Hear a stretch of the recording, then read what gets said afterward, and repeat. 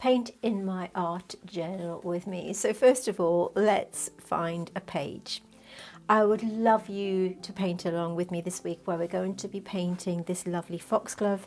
You can see the outline on your screen now, and it's waiting for you for free over on our free membership level of Patreon, so you can grab that outline and join in with me and trace it down if you want to. So now that we've got our page selected, we can start to draw our outline. The purpose of art journaling is just to bring joy. It's not to be accurate, it's not to be perfect, anything like that. The reason I do it is it just brings me so much joy and creativity without the pressure of creating an absolutely perfect painting. The paper that I'm using today is a handmade paper. It's called the Beetle Sketchbook and it's from Deep Deep Light. I'm going to be using my pen from Tom's Studio. It has got a waterproof ink, which is the sketch ink that you can see here from Lottie, and I'm going to be using these paints from Kuretake. We have used them before, many of you have loved them, and I know it's not the correct colour, but it doesn't matter, that's what we're going to be using today.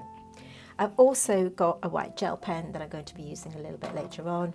My watercolour brush is from Deep Deep Light, and I have a palette and some water to the side, as well as my beloved props. So the first thing I need to do is get my outline onto the paper. As I said, you're welcome to trace it down if you don't feel confident with drawing, but I do like to draw mine in ink because it makes me work with my mistakes rather than constantly rubbing them out and sort of trying to get the outline perfect. So if I make a mistake, I adjust my drawing accordingly. Just a side note and a quick disclaimer, Tom's Studio pens, it's Tom's pens, this is the Lumos.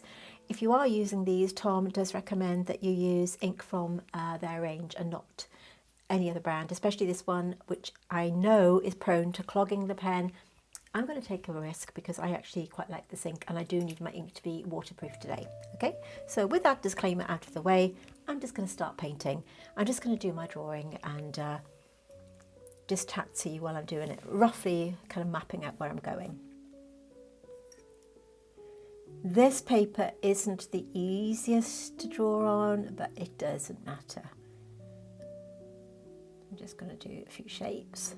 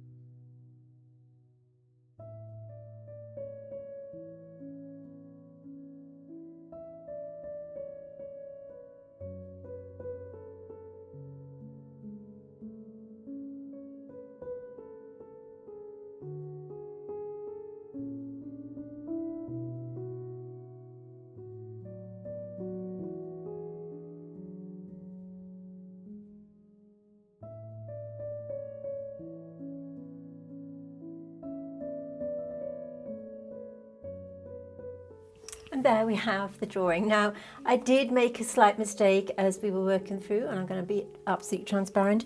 You can see that the stem is slightly askew because we've got one bit coming down this way and one bit the other way. But you know what? It doesn't matter. The purpose of these paintings is just to, like I said, have fun and not worry about them being completely accurate, etc. So I'm going to just take a moment to just add a few lines and a few bits of kind of detail where I want the areas to be a little bit more enhanced, so we can see the shape of the foxglove flowers. I'm just adding like a little bit of detailing, not too much, just to give the idea of these little marks that you see. Okay, like I said, part of this is all about relaxing and having fun with painting rather than the accuracy. But while I'm doing this, I'd like to talk to you a little bit about Patreon. Now, I mentioned in the intro that we give you this free outline, and also the reference photograph, so that you can join in with these videos that I give you for free here on our YouTube channel. They're meant to be easy to follow along with, and so that you can enjoy your painting without the worry or stress of the accuracy that sometimes watercolor brings. Okay, so head over to Patreon, grab your free outline and paint along with me here. They're my gift to you, they're yours to keep, and like I said, we'd love to see you join in and just have some fun. But we do have a paid Patreon as well. So if you really enjoy botanical painting and you prefer something a little bit more detailed and you'd like to learn how to paint with watercolour, then let's just take a little minute and I'll play you a video so that you can see what you get over there, and then we'll jump straight back into this tutorial. Earlier I mentioned Patreon, which is where I slow everything down and go deeper into botanical painting. Alongside the free outlines, there are 3 membership levels for anyone who'd like more time, detail and guidance with me right here in the studio. Now, Clematis is the core membership tier. This is where I share longer, more considered botanical art tutorials, materials, outlines, reference photograph, in-depth process, so that you can create art that you are proud of no matter what level that you're at. And for those who'd like more personal support, my Rose tier includes everything from the other 2 membership levels, along with one-to-one time with me via video call, individual critique and a video response made just for you. Magnolia is my monthly mini tier. Now this includes shorter, more relaxed lessons, things like quick doodles, small studies, podcasts and informal explorations that fit easily around your everyday life. Remember that if you're a member of the Clematis and Rose tier, you'll also have full access to everything in the Magnolia tier, so nothing is missed. All of the tutorials across Patreon are suitable for all levels. I teach using a learn to paint as you paint approach, so whether you're just starting out or whether you've been painting for years, you can follow along at your own pace. Patreon is also very easy to use now. Everything is kept in one place. You can use the search bar to quickly find the tutorial or topic that you're looking for without having to scroll endlessly. And if you're planning to stay for a while, do take advantage of the annual membership. My Patreon is about making space for depth, learning and evolving botanical art practice. If that sounds like something you'd enjoy, we'd love to see you there. Okay, so if that's something that appeals to you, you can leave and join Patreon at any time, and it's a way for you to support my channel. So we'd love to see you there. I've just realised that I've missed one out here, but we'll add another one anyway. So there we go. It's a little, I know it's not accurate, but you know what, it doesn't matter. So we're just going to add a few little squiggles there, and with that drawing in place, we can now start to think about adding a little bit of colour to this outline. So I'm going to start by mixing Aurora Pink. You have seen me use these colours before. These are highly granulating colours, so they look a bit strange when you mix them to begin with. Let me make sure that I've got the right one. You see, it looks a bit of an odd colour. You need to get a lot of colour on your brush and you'll see the magic happen. Just make sure that I've got enough on there.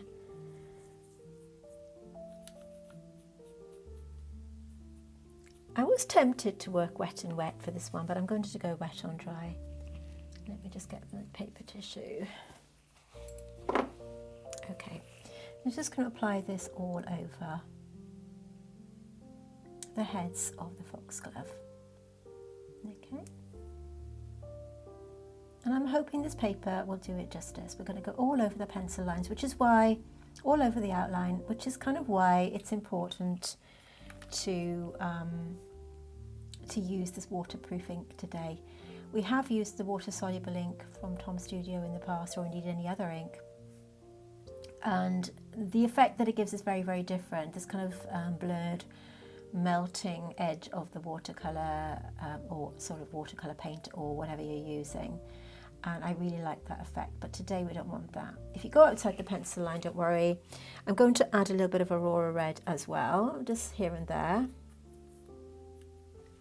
just for that little bit of variation. You can see the colour will settle into the paper in a moment to give that true loveliness of a granulating colour. You're not going to see it for a little while, but it will happen. You just got to trust the process with these watercolour paints. These heavily granulating ones are very, very special. I'm just adding a little bit more red, but you have to apply them and wait. I remember when I first discovered granulating watercolours, I thought I'd bought the wrong ones and they'd given me the wrong thing because they weren't applying as I was expecting them to. But of course, the magic is in the dry down. Okay. If you flick it on your paper as I have done, it doesn't matter. I'm just going to get this on. You can see it start to separate out here a little bit in this little bud. We'll go back to these in a second. I'm just using a watered down version of the same colour on the buds at the top, and we've got these on the little sort of leafy bits at the bottom here and there. Just adding 1 or 2 plates. I might just add a little bit of something else with the greens for this one as well. We'll see. So the paints are from Kuretake. Like I said, I have swatched them out in the past, and I really enjoy them. I'm sorry if you can hear the noise outside. There's a pheasant in our field squawking.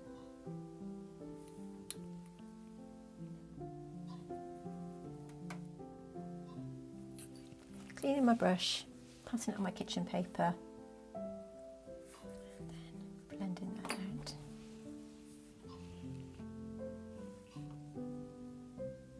You can see how I've got a lighter wash at the base of this one. I'm just pulling that paint.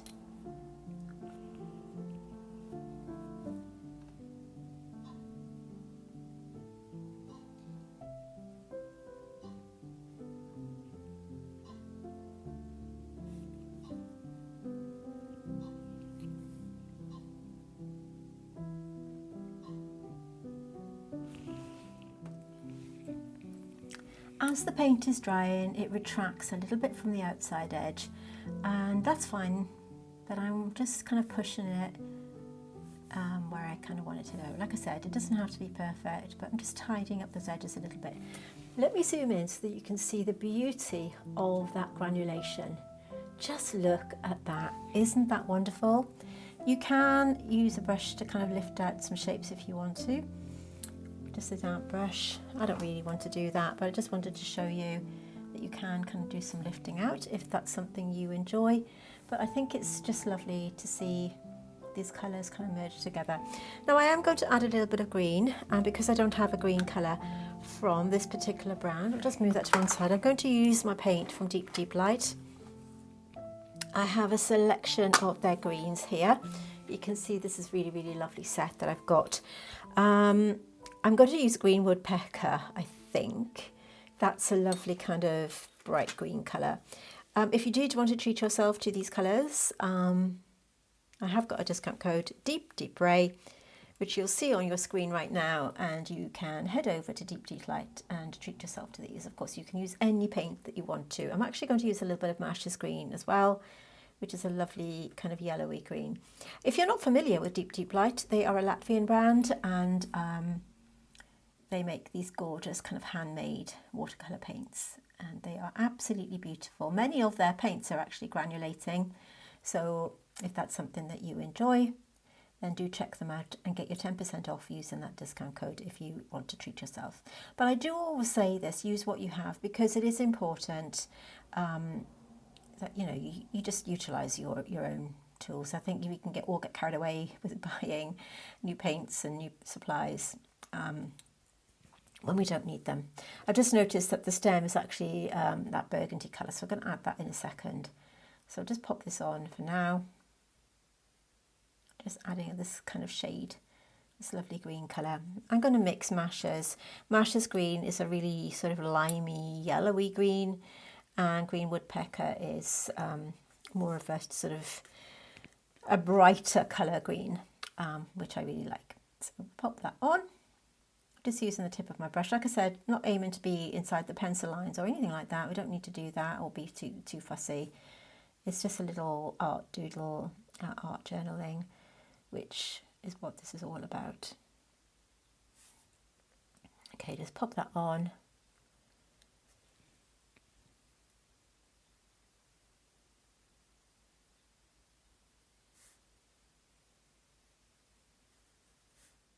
And you can really kind of make up whatever colours you want to on these flowers. I do recommend a nice granulating paint. I'm just going to pick up a bit more of that original wash and I'm just going to drop it in to some of the stem there, mixing it in with that green. So we've got that kind of burgundy tone on some of these. Okay, just dropping it here and there. You can really see that granulation now. I really like it. So I need to make sure that this is completely dry now before I do the next bit with my gel pen. So I'm going to clean down my palette, give this 5 minutes and I'll be right back. The paint is dry, so I'm going to go in with my Uniball white pen. This is I think it's a medium nib on this one.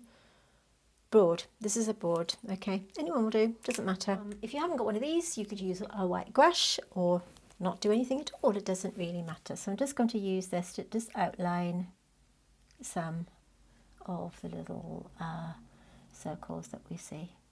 Okay? Just really roughly.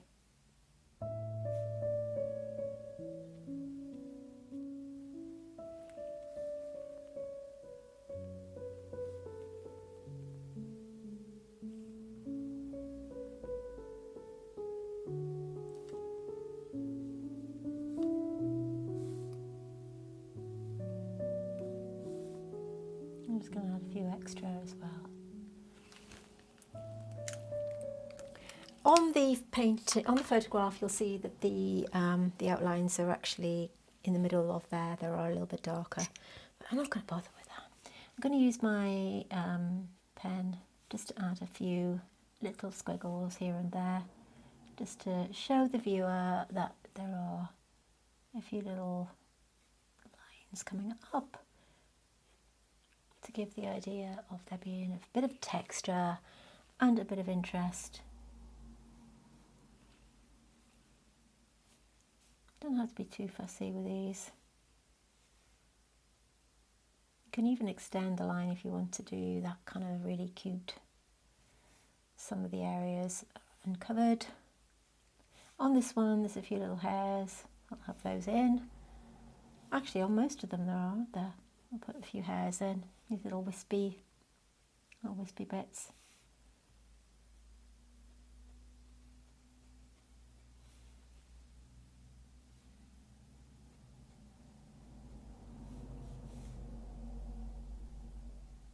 I'm just outlining that section that I lifted out. And if you've got anywhere that you have gone outside the pencil line and that bothers you, use that to your advantage. Use it as part of the painting. That's what I do. And you can even add a few extra little buds if you want to leave them uncovered, because I think that looks quite nice. And that's it. That's my finished painting for my art journal. That's another piece that I've added. I'm really happy with. I think that looks really lovely, and I really like that granulating paint on this occasion. I think it looks absolutely lovely.